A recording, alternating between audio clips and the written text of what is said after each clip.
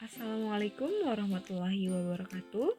Halo teman-teman, berjumpa lagi dengan saya di mata pelajaran Matematika Peminatan. Pada kesempatan kali ini, saya akan menemani teman-teman semuanya untuk belajar materi tentang kesamaan dua vektor. Untuk itu, siapkan modul, catatan, dan alat tulisnya, dan simak video ini sampai selesai. Pada materi kesamaan dua vektor ini, ada dua hal yang perlu teman-teman ingat. Nah, yang pertama, katakanlah kita memiliki dua vektor, misalnya vektor A dan vektor B. Nah, vektor A dan vektor B itu dapat dikatakan vektor yang sama jika dan hanya jika panjang dari vektor A maupun vektor B dan arahnya itu haruslah sama. Kemudian yang kedua, titik pangkalnya atau titik awal itu tidak perlu sama ya. Jadi bisa saja titik pangkalnya berbeda. Nah, agar lebih paham kita akan membahasnya langsung di contoh soal. Ya, sekarang kita akan membahas contoh soal yang pertama, di mana contoh soal yang pertama ini saya mengambil vektor di ruang 2. Ya, soalnya seperti ini, diketahui koordinat titik A itu negatif 9,1, titik B-nya negatif 2,5, titik C-nya negatif 3, negatif 6, dan titik D-nya 4, negatif 2. Kemudian kita harus membuktikan, buktikan bahwa vektor AB itu memiliki kesamaan dengan vektor CD. Bagaimana cara membuktikannya? Nah, langkah pertama, kita harus mencari nilai dari vektor AB dan vektor CD terlebih dahulu. Ya, kita akan mulai menjawab contoh soal yang pertama, itu kita akan mencari terlebih dahulu nilai dari vektor posisi AB. Ya, di mana vektor posisi AB itu sama dengan vektor B dikurangi vektor A. Kita tulis vektor B-nya tadi berapa? Negatif 2, 5, dikurang vektor A-nya berapa? Negatif 9, 1. Nah, penulisannya silahkan kalian boleh menggunakan vektor kolom, baris maupun basis. Ya, kita langsung selesaikan. Caranya kita kurangi yang satu letak. Yang atas dulu ya, negatif 2 dikurang negatif 9. Negatif ketemu negatif menjadi positif. Sehingga jawabannya negatif 2 ditambah 9 yaitu 7. 5 kurang 1 berapa? 4. Pinter. Nah, kalau kita tulis dalam bentuk lain yaitu vektor baris ya, ini menjadi 7,4. Nah, kalau vektor basisnya gimana? Yaitu 7i ditambah dikurang, kita lihat di sini 4-nya itu positif. Ya, sehingga di sini ditambah 4c gitu ya. Nah, ini vektor AB. Sekarang kita akan mencari vektor CD-nya. Kita akan mencari vektor posisi CD di mana caranya sama ya, kita balik vektor D kurang vektor C. Vektor D-nya berapa? 4, negatif 2, kurang negatif berapa? Yang C-nya negatif 3, negatif 6 ya. Saya rasa teman-teman sudah pada lancar ya. Kita akan mengurangi seperti tadi langkahnya. 4 kurang negatif 3. Negatif ketemu negatif, positif, sehingga 4 ditambah 3 yaitu 7. Yang bawahnya negatif 2 dikurang negatif 6. Negatif ketemu negatif, positif, sehingga negatif 2 ditambah 6 berapa? 4. Oke, kita tulis lagi dalam vektor barisnya menjadi 7,4. Kalau vektor basisnya 7i ya, karena positif ditambah 4j. Setelah ini kita bagaimanakan? Nah, kita ingat kembali ya yang tadi dikasih kotak kuning ini, yaitu yang pertama bahwa kedua vektor dikatakan sama itu jika dan hanya jika panjang dan arahnya itu sama. Nah, sekarang kita akan mencari terlebih dahulu apakah vektor posisi AB itu dengan vektor posisi CD panjangnya sama. Ya, sekarang kita akan buktikan. Kita akan mencari dulu pertama panjang vektor posisi AB. Ya, ingat kembali di materi sebelumnya tentang modulus vektor. Caranya adalah sama dengan akar dari berapa hasilnya tadi? 7 dan 4 ya. Kita masukkan ke sini akar dari 7 kuadrat tambah 4 kuadrat. Sehingga hasilnya sama dengan akar 7 kuadrat berapa? 49 tambah 4 kuadrat 16. Dijumlahkan akar 65. Berikutnya kita akan mencari panjang vektor posisi CD. Namun sebelum itu, saya akan mengajak teman-teman semuanya untuk melihat kembali hasil dari nilai vektor posisi AB dan vektor posisi CD ya. Tadi hasil dari vektor posisi AB itu adalah 7i ditambah 4j. Kemudian hasil dari vektor posisi CD itu adalah 7i tambah 4j juga ya. Ternyata hasilnya itu sama-sama 7i ditambah 4j. Logikanya nih, kalaupun kita nanti akan mencari panjang vektor posisi CD dengan rumus yang sama ya seperti ini, itu kan, ketika kita ingin memasukkan nih nilai ini 7i tambah 4j, itu kan ternyata angkanya sama-sama saja ya, seperti panjang vektor AB yaitu 7 kuadrat ditambah 4 kuadrat. Kalau kita hitung, hasilnya pun akan sama-sama akar 65. Nah, dari sini kita dapat simpulkan bahwa panjang vektor AB itu akan sama hasilnya dengan panjang vektor CD. Karena apa? Karena tadi setelah kita mencari nilai dari vektor posisi masing-masing, itu nilai akhirnya sama, yaitu 74. Atau boleh kita tulis menjadi 7,4 ya, atau boleh juga ditulis menjadi 7i ditambah 4j. Paham ya sampai sini? Nah, ini baru panjang vektornya. Ternyata panjang vektornya sama. Ya, sekarang bagaimana arahnya? Nah, kita akan mencari arah dari vektor posisi AB dan vektor posisi CD. Untuk melihat apakah vektor AB dan vektor CD tadi itu arahnya sama, langkah pertama kalian silahkan gambar dulu titik-titik koordinat tadi pada bidang kartesius seperti yang telah saya gambar di sini ya. Di sini ada titik A, B, C, dan D. Kemudian berikutnya kita gambarkan vektornya. Ini dia teman-teman gambar dari vektor posisi AB dan vektor posisi CD. Namun kalian harus hati-hati nih dalam menarik garis vektornya. Karena apa? Karena kita akan mencari arah dari kedua vektor ini. Tentunya tanda panahnya tidak boleh salah arah. Oke, sekarang kita perhatikan nih di sini ada vektor AB.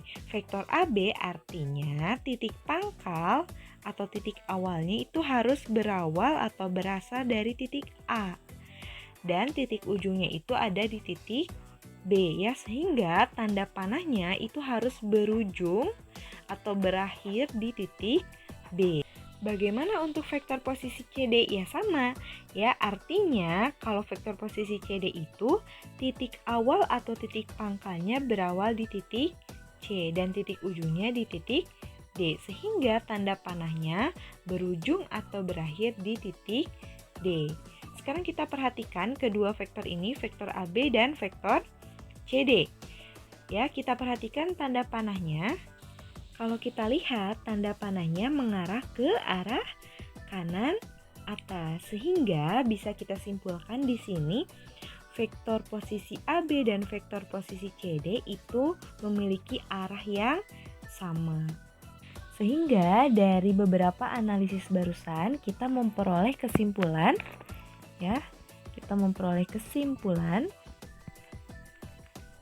Kesimpulan yang pertama apa? Panjang dan arah dari vektor posisi AB dan vektor posisi CD itu sama ya. Tadi panjangnya sama, arahnya pun sama. Kemudian yang kedua, mengenai titik pangkal. Titik pangkalnya bagaimana? Kita lihat dulu yuk gambar yang sebelumnya. Ya, kita lihat di sini titik pangkal untuk vektor AB tadi adalah titik A. Kemudian titik pangkal untuk vektor CD itu adalah titik C. Sehingga kita perhatikan di sini titik pangkalnya itu tidak sama karena tidak satu letak atau tidak satu koordinat, sehingga titik pangkalnya itu tidak sama. Kita tulis di kesimpulan titik pangkalnya itu tidak sama. Dari kedua kesimpulan ini kita memperoleh kesimpulan akhir bahwa ketika ada dua vektor yang memiliki panjang dan arah yang sama dan titik pangkal yang tidak perlu sama, maka artinya vektor posisi AB itu dikatakan sama dengan vektor posisi CD. Bagaimana, dapat dipahami ya contoh satunya? Kalau sudah paham, kita akan lanjut ke contoh soal yang kedua. Bagi yang belum paham, silahkan ulang kembali contoh soal yang pertamanya. Pada contoh soal yang kedua ini, saya menggunakan soal vektor di ruang 3. Soalnya seperti ini, diketahui koordinat titik P itu negatif 9,1,1. Titik Q-nya negatif 2,5, negatif 2. Titik M negatif 3, negatif 6, negatif 1. Dan titik N-nya yaitu 4, negatif 2, negatif 4. Soalnya buktikan bahwa vektor posisi PQ itu memiliki kesamaan dengan vektor posisi MN. Pengerjaannya seperti apa? Nah, pengerjaannya itu tidak jauh berbeda seperti contoh soal yang pertama. Caranya sama, langkah-langkahnya pun sama. Hanya saja di contoh soal kedua ini kita bertambah satu sumbu, yaitu sumbu Z. Betul ya. Langsung saja yuk kita jawab soalnya. Nah, pertama kita mencari apa dulu?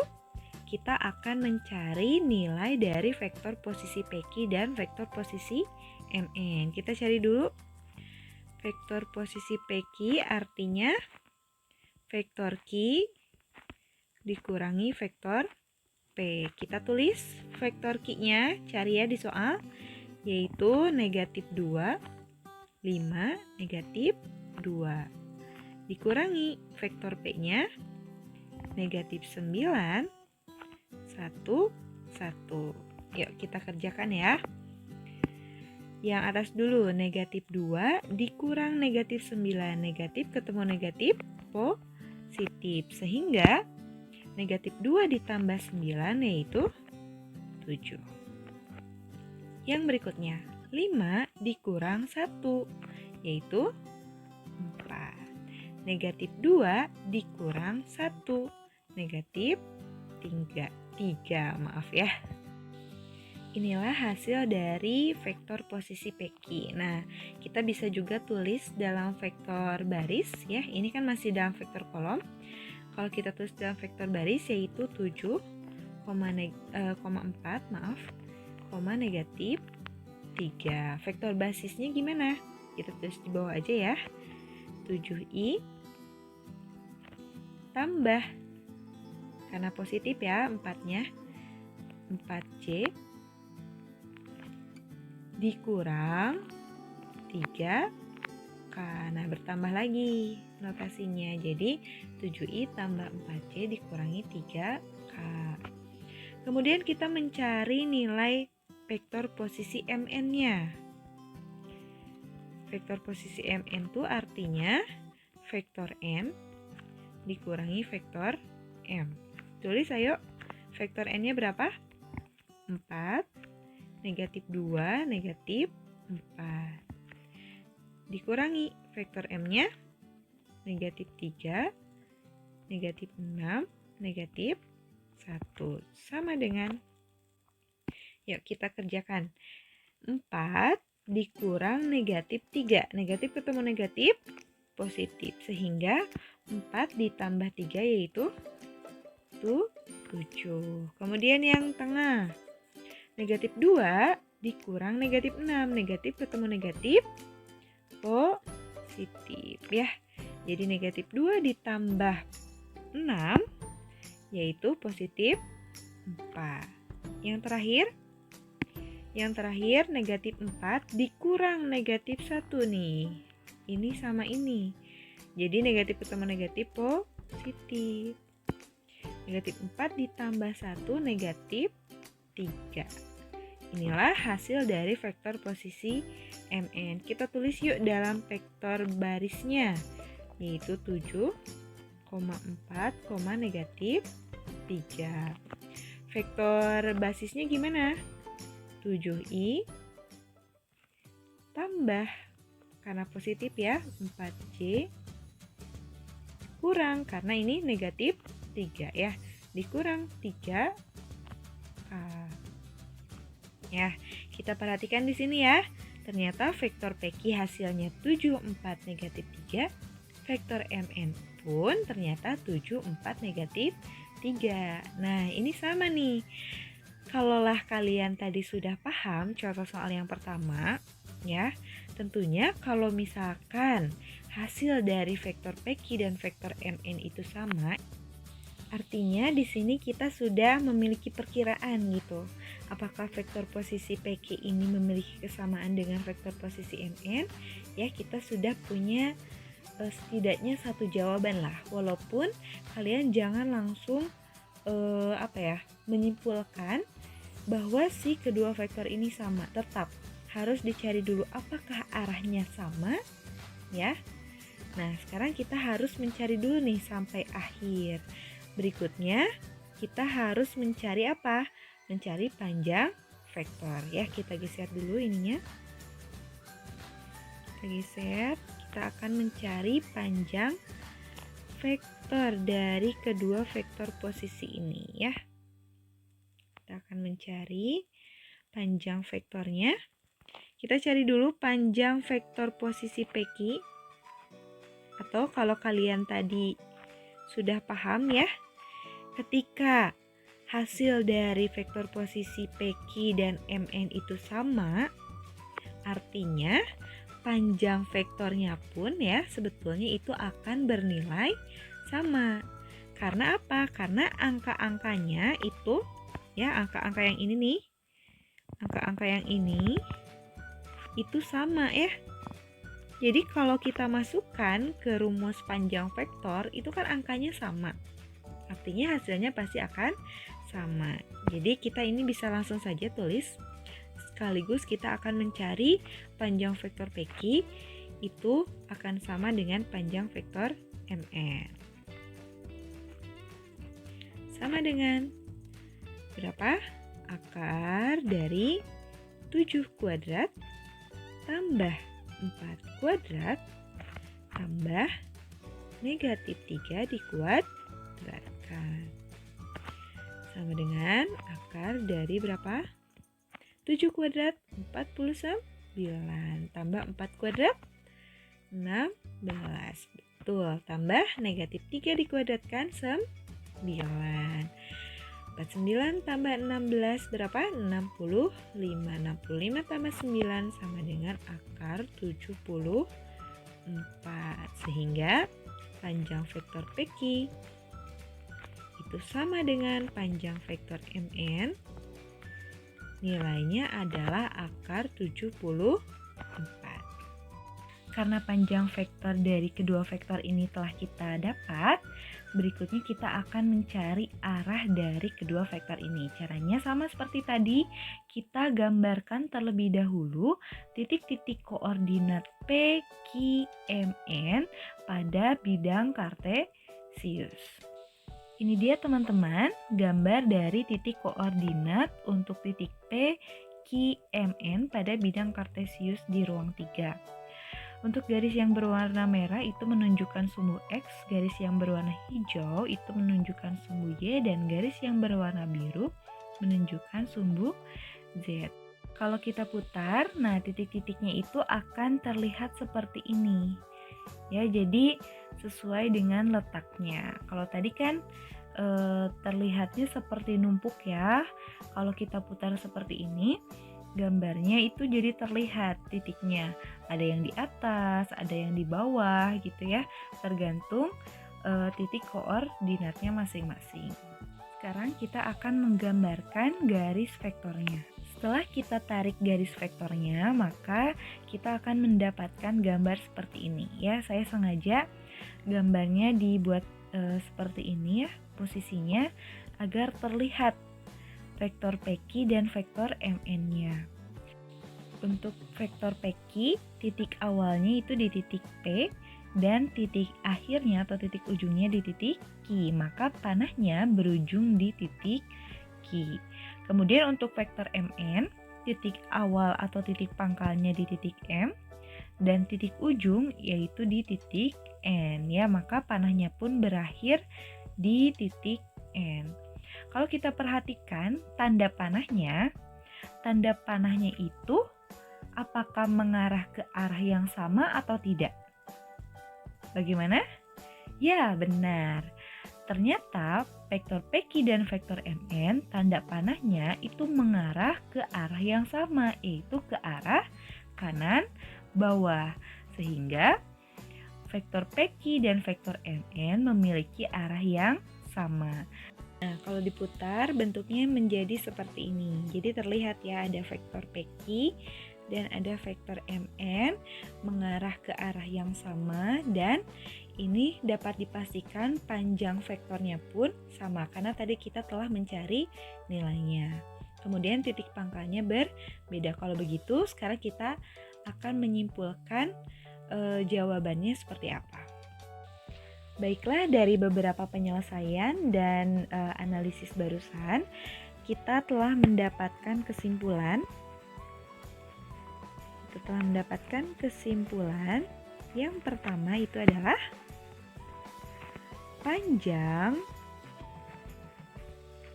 dan arah dari apa? Dari vektor PQ dan vektor MN ternyata bagaimana? Ternyata sama ya. Sama. Kemudian yang kedua titik pangkalnya. Titik pangkalnya tadi seperti apa? Titik pangkalnya tidak sama. Kalau tidak sama ataupun mau sama itu tidak berpengaruh ya. Karena untuk kesamaan dua vektor ini, si titik pangkalnya itu tidak perlu sama. Jadi dari kedua kesimpulan ini, kita memperoleh kesimpulan akhir bahwa vektor PQ itu dapat dikatakan sama dengan vektor MN. Ya, kita kotakin di sini. Kita beri kotak. Ya, inilah dia jawaban dari contoh soal yang kedua. Itu tadi materi tentang kesamaan dua vektor. Mudah-mudahan dari kedua contoh tadi kalian dapat memahami materi ini dengan baik. Terima kasih telah menonton video ini sampai selesai. Semoga bermanfaat. Wassalamualaikum warahmatullahi wabarakatuh.